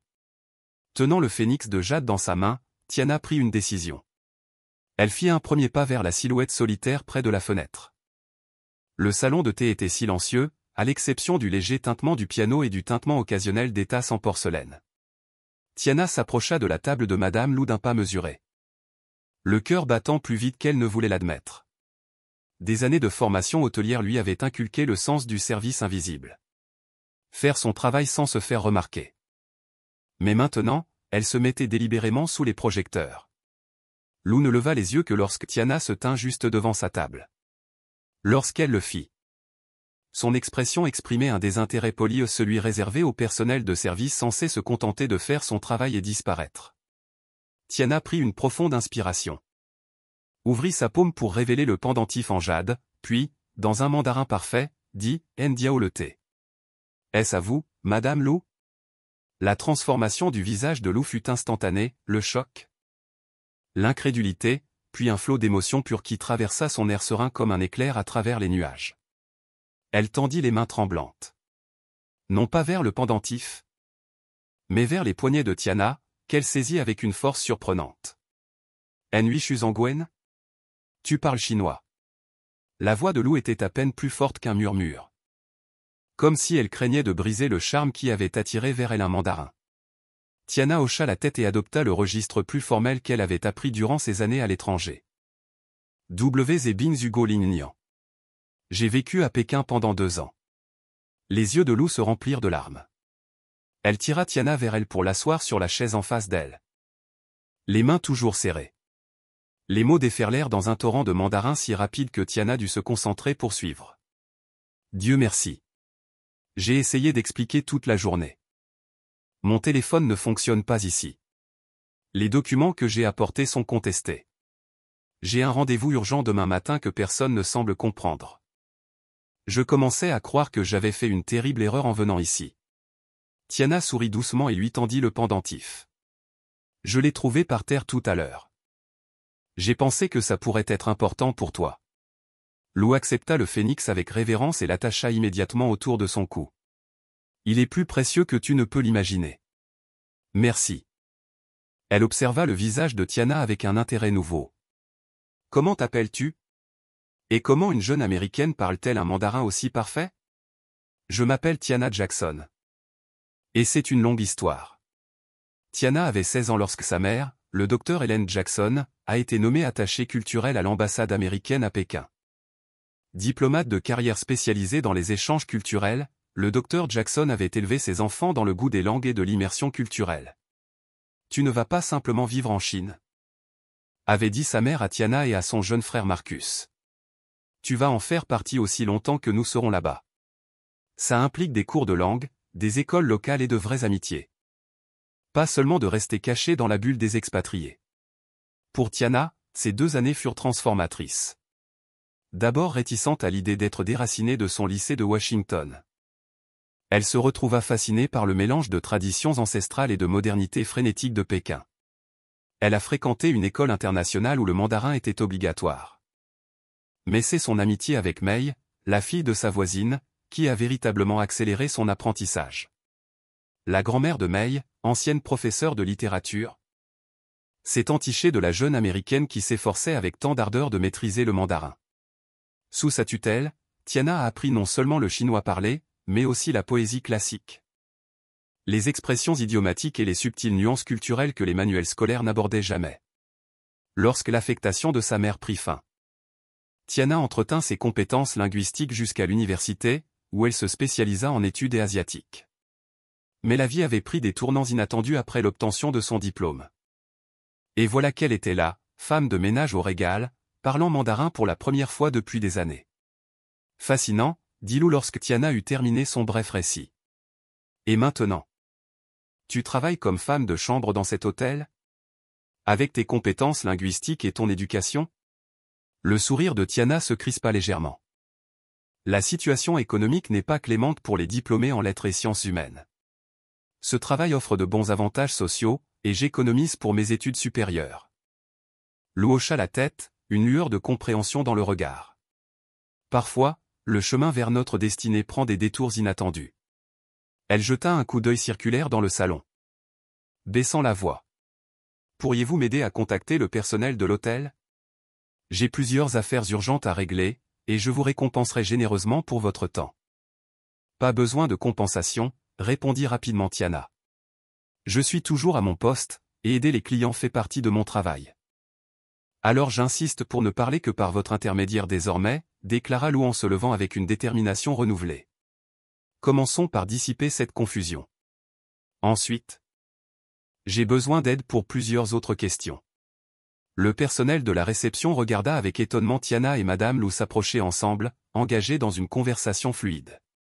Rebecca.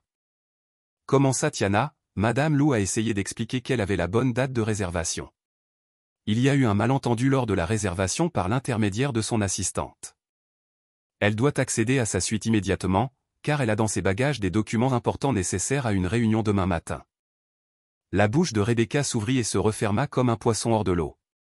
Tu parles chinois? Mandarin? Oui, répondit calmement Tiana. Madame Lou aimerait également savoir si la température ambiante qu'elle a demandée a été réglée, car elle est sensible à la chaleur en raison d'un problème de santé. Monsieur Eaton sortit de son bureau. Attiré par ce développement inattendu. Que se passe-t-il ici? Rebecca, monsieur, balbutia-t-elle, Tiana traduit pour notre invité chinois. M. Eaton haussa les sourcils tandis qu'il observait Tiana d'un œil neuf. Je ne savais pas qu'il y avait des personnes parlant mandarin parmi le personnel. Ce n'était pas dans les conditions de ma candidature, répondit Tiana d'un ton neutre. Mais j'ai vécu 2 ans à Pékin quand j'étais adolescente. Lou reprit la parole et Tiana traduisit. Madame Lou dit qu'elle est très fatiguée par son voyage et qu'elle apprécierait un enregistrement accéléré.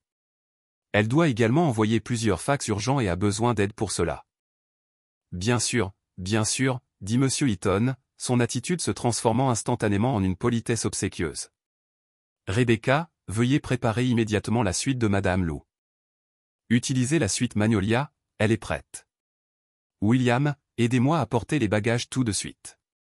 Il se tourna vers Tiana. Jackson, puisque vous avez établi une relation avec notre cher invité. Veuillez vous considérer comme temporairement réaffecté pour assister directement Madame Lou pendant son séjour. Tiana hocha la tête, conservant son attitude professionnelle malgré les murmures et les regards de ses collègues. La nouvelle se répandit comme une traînée de poudre parmi le personnel de l'hôtel. La discrète gouvernante noire parlait couramment le chinois et était devenue en quelque sorte l'assistante personnelle du mystérieux invité VIP. Le soir, la salle de repos des employés bourdonnait de spéculations. Comme c'est bien pratique qu'elle parle chinois, dit Heather d'une voix pleine de suspicion. Je parie qu'elle a tout planifié pour éviter de nettoyer les toilettes. Laisse tomber, Heather, répondit Mark. Tu es juste jalouse parce qu'Eaton ne te retirera jamais de tes tâches ménagères pour aider un VIP. Je ne suis pas jalouse, rétorqua Heather. Je trouve juste ça bizarre. Elle n'avait jamais mentionné parler chinois auparavant. Et tu as vu comme cette dame refuse de parler à personne d'autre maintenant? On dirait qu'ils ont un club secret. Rebecca, qui écoutait en silence, prit enfin la parole. Vous savez ce que je trouve bizarre? Qu'aucun d'entre nous n'ait pris la peine d'aider cette femme de toute la journée. On n'arrêtait pas de lui parler plus fort, comme si elle était stupide. Au lieu d'essayer de trouver un traducteur, Tiana est la seule à nous avoir vraiment aidés. Elle a été systématiquement escroquée par vos prédécesseurs Thomson, Phillips et Eaton en utilisant de faux documents et en exploitant le sentiment anti-chinois à une époque où elle disposait de recours juridiques limités. C'est une affirmation très sérieuse, a déclaré un jeune membre du conseil d'administration, et qui s'est produite, si elle est vraie, bien avant que l'un d'entre nous ne soit impliqué dans le régal. Pourtant. Vous en avez tous profité, fit remarquer Tiana à voix basse. Tous les regards se tournèrent vers elle, plusieurs se rétrécissant de mécontentement face à son intervention. Et qui es-tu exactement déjà, demanda la femme à la coupe sévère. Quelqu'un qui a été témoin de première main de la façon dont cet hôtel continue de fonctionner sur la base de principes d'exclusion et de préjugés, répondit Tiana d'un ton neutre.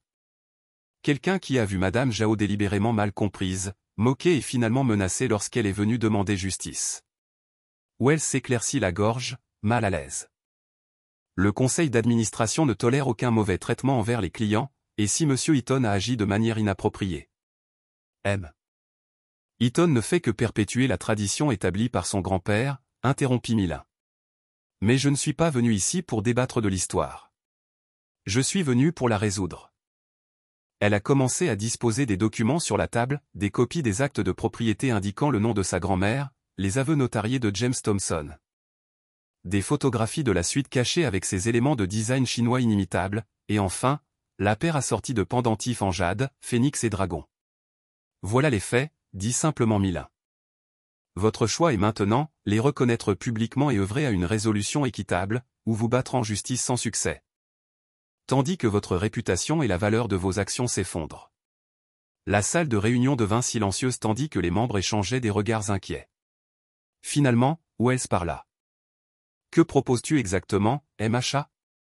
Reconnaissance, restauration et restitution, répondit Milin sans hésitation. Le nom de ma grand-mère est inscrit dans l'histoire officielle de l'hôtel. La suite secrète est restaurée et préservée comme site patrimonial. Étage 25% de la propriété du régal est restituée au trust familial Zhang, la part que ma grand-mère détenait avant le vol. Des cris ont éclaté autour de la table. 25%? C'est scandaleux.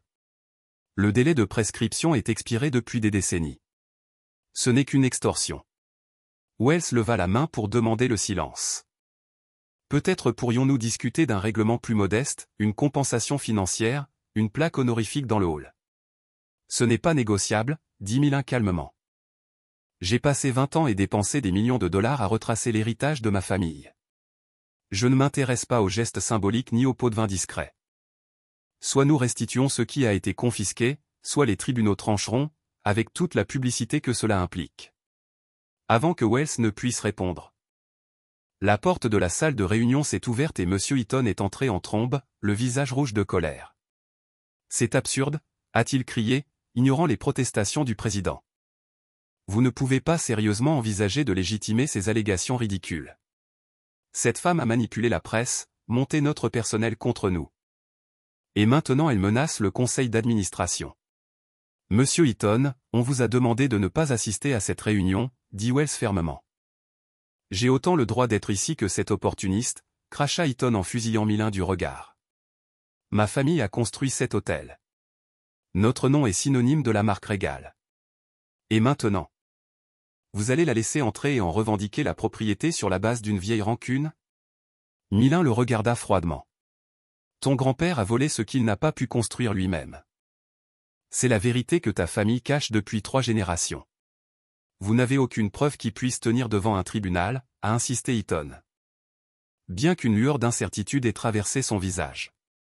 En réponse, Milin a simplement fait glisser un document qui était resté caché sous les autres. Une analyse d'écriture médico-légale comparant la signature de George Eaton Sr. sur des documents légitimes avec les signatures clairement falsifiées sur les transferts de propriété de Zhang Min. La science moderne rend beaucoup plus difficile de cacher la fraude historique, observa tranquillement Tiana tandis qu'Eaton fixait les preuves accablantes. La porte de la salle de réunion s'ouvrit à nouveau. Cette fois, une femme âgée et distinguée entra, élégante, petite, avec des cheveux blancs comme neige et une allure digne qui vient d'une vie de résilience tranquille. Je me souviens d'elle, dit la femme d'une voix claire, en désignant une photo de Zhang Min parmi les documents. Je n'étais qu'une jeune fille à l'époque, mais je me souviens parfaitement d'elle. Elle habitait l'immeuble qui se trouvait ici, devant l'hôtel. Elle a hébergé ma famille quand personne d'autre ne voulait louer à des Chinois. La pièce devint silencieuse lorsque la femme s'approcha de la table, les yeux fixés sur Milin. Je m'appelle Grace Wong. J'avais 10 ans lorsque ta grand-mère a aidé ma famille à trouver un appartement après notre expulsion parce que nous étions Chinois. Elle a tenu tête au propriétaire qui refusait de nous louer un appartement. Elle a dit à mon père, nous devons nous soutenir les uns les autres, car ce pays ne nous soutiendra pas encore. Je n'ai jamais oublié sa gentillesse, ni ce qui lui est arrivé par la suite. Des larmes brillaient dans les yeux de Milin tandis que Grace continuait. Ils l'ont chassé avec des menaces et des mensonges. Tout le monde à Chinatown était au courant, mais personne ne pouvait nous aider. Nous n'avions alors ni voix au chapitre, ni pouvoir. Elle se tourna vers les membres du conseil. Mais nous le faisons maintenant, et nous regardons ce que vous décidez aujourd'hui. Le poids de l'histoire a rempli la pièce, rendant temporairement sans voix même les critiques les plus virulents. Wells regarda ses collègues du conseil d'administration, lisant le changement de sentiment dans leurs expressions. Je pense, dit-il prudemment, que nous devrions suspendre la séance pour examiner en détail la proposition de Madame Zhao. Nous pourrions peut-être nous réunir à nouveau demain après avoir consulté notre équipe juridique. Plus de retard, dit Milin fermement. Vous avez eu 70 ans pour réfléchir à cette injustice. Je veux votre réponse maintenant. Ce qui suivit fut sans précédent dans l'histoire de la Régale, un vote improvisé du conseil d'administration, mené au vu et au su de tous. Wells appela chaque membre par son nom, lui demandant sa position sur les exigences de Milin, point par point. Ils ont voté, certains à contre-cœur. D'autres avec un soulagement évident d'avoir enfin résolu ce scandale longtemps enfoui. Lorsque le décompte final a été effectué, le résultat était clair, 6 pour, 3 contre. Le Conseil reconnaît la réclamation de la famille Zhang, a-t-il été annoncé officiellement. Monsieur Eaton est par la présente démis de ses fonctions, avec effet immédiat.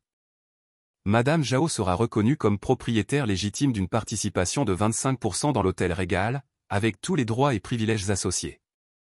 Notre équipe juridique rédigera les documents nécessaires à la signature demain. Le visage d'Eaton se tordit de fureur. C'est de la folie.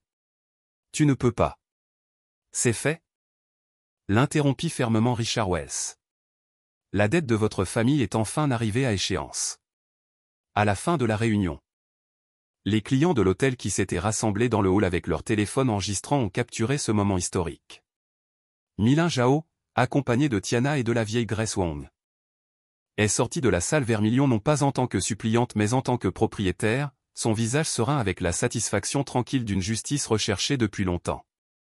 Derrière eux, visible à travers la porte ouverte, Richard Eaton s'affalait sur une chaise, le poids de 3 générations de tromperie s'effondrant finalement sur ses épaules. Dans les jours qui ont suivi, alors que les documents juridiques étaient préparés et la propriété transférée, Tiana s'est retrouvée coincée dans un couloir calme par heures. Son ancienne collègue de ménage. La femme autrefois hostile avait l'air différente, peut-être humiliée, ou simplement pensive.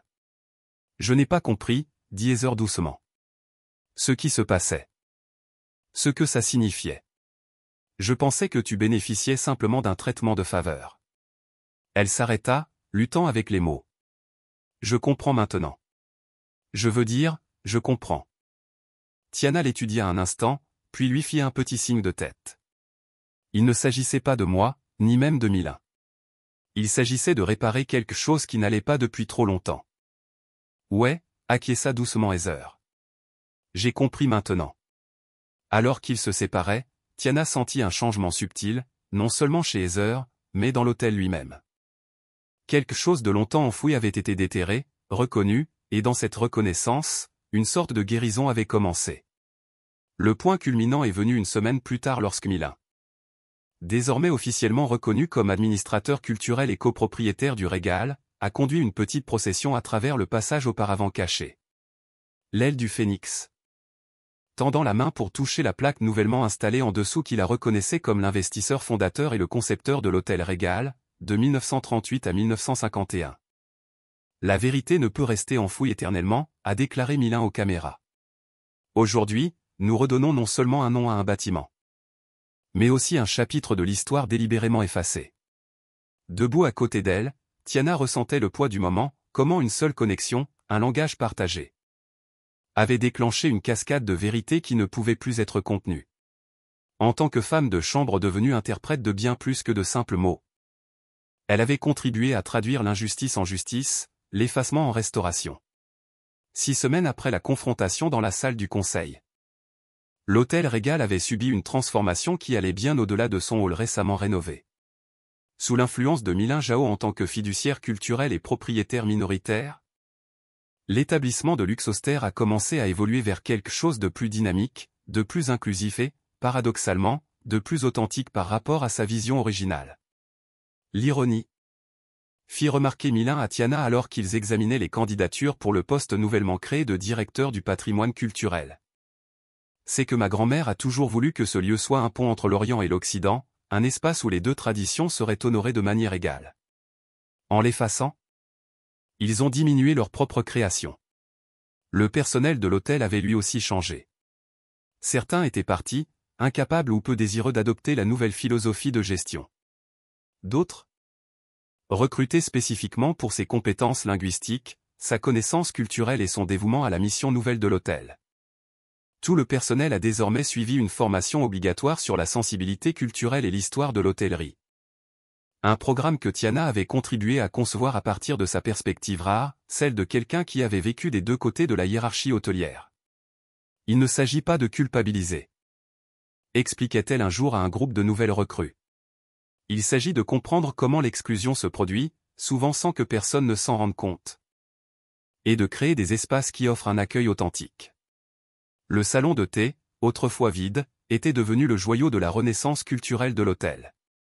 Rebaptisé Chambre Phénix, il proposait désormais des expositions tournantes d'art chinois et des cérémonies du thé quotidiennes dirigées par un maître venu de Shanghai. Au cœur de l'édifice se trouvait une magnifique vitrine en verre, exposant des objets provenant de la suite cachée. Des photographies de Zhang Min et de ses partenaires commerciaux à une époque plus heureuse, avant que la trahison ne brise leurs liens. Chaque après-midi à 16h. Les invités se réunissaient pour une cérémonie rituelle, co-animée par Mylin et Tiana. Plus qu'une simple performance, c'était un moment de rapprochement. Honorant la tradition chinoise du thé et le rituel occidental du rafraîchissement de l'après-midi. Il ne faut pas que ce soit du théâtre, a insisté Mylin lors de la préparation. Il faut une véritable éducation. Une expérience vécue qui transforme la façon dont les gens perçoivent les deux cultures. Les clients ont accueilli l'événement avec une chaleur débordante. Les réservations ont explosé, notamment parmi les voyageurs internationaux et les touristes amateurs de patrimoine. Le New York Times a présenté l'histoire dans sa section style sous le titre élogieux. La Renaissance royale, comment la justice historique a créé l'or culturel. Ce que Zhang Min avait imaginé en 1940, conclut l'article, sa petite-fille l'a finalement réalisé en 2025. Une véritable rencontre entre l'Orient et l'Occident, fondée sur la vérité et non sur l'appropriation. Par une fraîche matinée d'automne, Tiana se tenait dans son nouveau bureau. Bien loin des placards à fournitures qu'elle organisait autrefois en tant que femme de ménage. Désormais chargée de liaison culturelle et assistante du Conseil de préservation du patrimoine. Son rôle dépassait largement la simple traduction. Un coup à la porte interrompit sa réflexion sur les propositions pour le nouvel an lunaire. Elle leva les yeux et aperçut Mylin. Toujours aussi élégante, mais plus douce maintenant que la bataille était gagnée. « Ta famille est ici », sourit Mylin. Le cœur de Tiana fit un bond. Sa mère, le docteur Helen Jackson, revenait de rendre visite à son frère et était impatiente de voir la transformation de sa fille. Ensemble, elles se dirigèrent vers le hall, où le docteur Jackson examinait déjà l'exposition historique avec un intérêt professionnel. « Maman », appela Tiana en accélérant le pas. Le docteur Jackson se retourna, le visage rayonnant. Elles s'étreignirent chaleureusement, la femme plus âgée reculant pour observer le visage de sa fille. « Regarde-toi », dit-elle fièrement. Agente de liaison culturelle. Assistante du conseil d'administration. Ma petite fille qui se plaignait autrefois du mandarin, et qui, aujourd'hui, façonne l'histoire grâce à lui. Je ne façonne pas vraiment l'histoire, dit Tiana, embarrassée. Je ne suis pas d'accord, intervint Mylin en lui tendant la main. Votre fille a contribué à restaurer une histoire que d'autres ont tenté d'effacer. Ce n'est pas rien. Le docteur Jackson hocha la tête. J'ai toujours dit à mes enfants que les langues ne sont pas que des compétences. Ce sont des ponts. Parfois, elles nous relient aux gens. Parfois, à la vérité. Alors qu'ils visitaient l'hôtel, l'aile Phénix, les nouveaux programmes, le passé caché révélé, ils ont croisé une équipe de presse qui s'installait dans le hall principal. « Que se passe-t-il ici » demanda le docteur Jackson. Journal local, expliqua Tiana. Je suis interviewée dans quelques minutes. La jeune journaliste, les yeux brillants et un peu nerveuse, la positionna près de l'exposition historique pour un meilleur éclairage. Nous nous concentrons sur la manière dont l'affaire Régal inspire d'autres campagnes de justice historique. A-t-elle déclaré.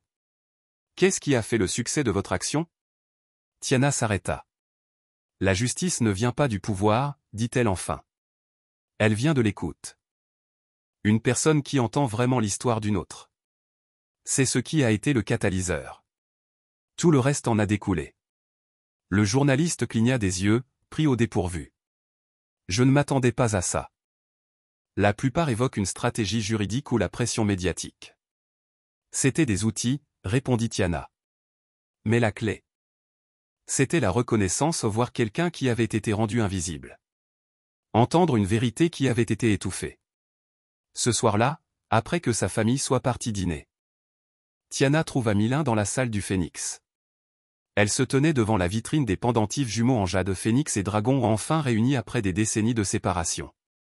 Un cadeau, dit Mylin sans préambule, en retirant le pendentif Phénix et en le déposant délicatement dans la main de Tiana. Tu l'as aidé à renaître. Je ne peux pas, commença Tiana. C'est un héritage familial. Tu fais partie de la famille maintenant, dit simplement Mylin. Pas par le sang. Par choix. Par ce que tu as fait. Ma grand-mère approuverait. Tiana accepta le pendentif, accablée par le poids de ce qu'il signifiait. Invisible de l'autre côté de la rue, une silhouette familière observait depuis un SUV noir.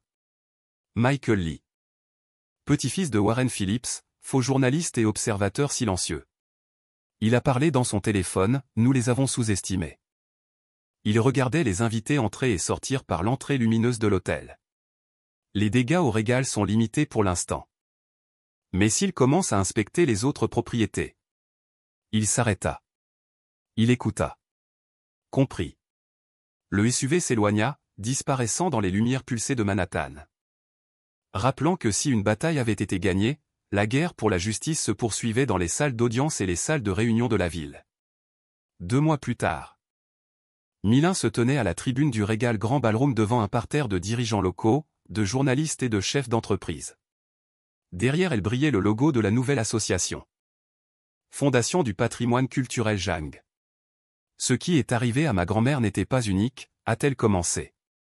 Partout au pays, des familles d'immigrants ont vu leurs entreprises volées. Leurs biens saisis, leur héritage effacé. Pas seulement les sino-américains, mais bien d'autres. Aujourd'hui, nous lançons une initiative pour révéler ces histoires, offrir du soutien et, si possible, corriger l'injustice. Elle a présenté un plan ambitieux de recherche, de subvention, d'aide juridique et d'éducation du public. Il ne s'agit pas de rester dans le passé, a-t-elle déclaré. Il s'agit de construire un avenir ancré dans la vérité, et non dans l'effacement. Les applaudissements ont retenti dans la salle. Depuis les coulisses, Tiana observait. Le pendentif Phénix chaud contre sa peau. Quelques mois plus tôt, elle pliait des serviettes en silence.